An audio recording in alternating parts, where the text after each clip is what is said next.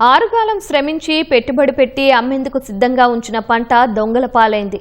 రోజుల తరబడి ఎర్రటి ఎండలో ఆరబోసి తూకంలో కొర్రీల కోర్చుకొని అమ్మకానికి సిద్ధంగా ఉంచిన ధాన్యాన్ని గుర్తు తెలియని వ్యక్తులు ఎత్తుకెళ్లారు. హనుమకొండ జిల్లా పరకాలలో ఇలాంటి వరుస ఘటనలు రైతులకు కంటి మీద కునుకు లేకుండా చేస్తున్నాయి.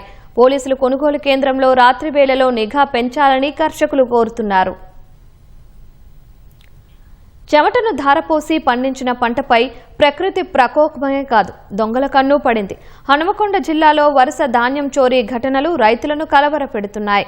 కమలాపూర్ మండలం గూనిపర్తికి చెందిన రైతులు తిరుపతి మిరుపటి శ్రీనివాస్కు చెందిన 12.5 క్వింటాల ధాన్యం బస్తాలను ఈ నెల 21న గుర్తు తెలియని వ్యక్తులు అపహరించారు.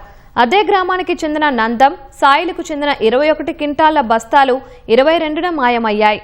దామోదర మండలం సింగరాజుపల్లి గ్రామంలోని కొనుగోలు కేంద్రం వద్ద సాంబయ్య మల్లికాంబకు చెందిన 31 క్వింటాల ధాన్యం 23వ తేదీన దొంగతనానికి గురయ్యాయని బాధిత రైతులు వాపోయారు. లాదర్ల గ్రామానికి చెందిన రాజుకు చెందిన 29 బస్తాలు, తన సోదరి జ్యోతికి చెందిన 17 బస్తాలు దొంగలించారు. ఇదే మండలంలోని పులుకుర్తి గ్రామంలో రహదారి పక్కన ఆరబోసిన సారయ్య రాజయ్య అనే ఇద్దరు రైతులకు చెందిన 21 క్వింటాల ధాన్యాన్ని 27న దొంగలు ఎత్తుకెళ్లారు. కష్టం చేసుకుని బండైన వడ్లు పోతే మా వడ్లు ఎత్తుకుపోయిన సార్ 17 బత్తాలు పోయినాయి.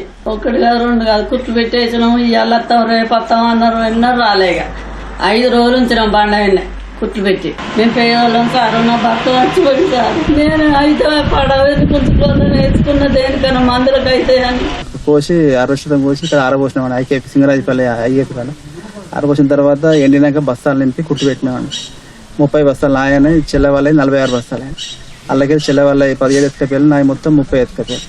6 కాలం చేసి ఇక్కడ వేస్తే ఈ దొంగలు వాళ్ళైనాయి సార్. ఎట్లయినా ఈ పెట్రోలింగ్ పోలీసు వాళ్ళు పొట్టేలింగ్ చేస్తలేదు. పాలసీతో కొంచెం నిఘా పెంచాలి. దొంగల భయం బాగున్నది, చాలా మంది ఇబ్బంది పడతాను, మస్తు ఇబ్బంది అవుతుంది. పెట్టుబడి పెట్టి మస్తు అదైనా.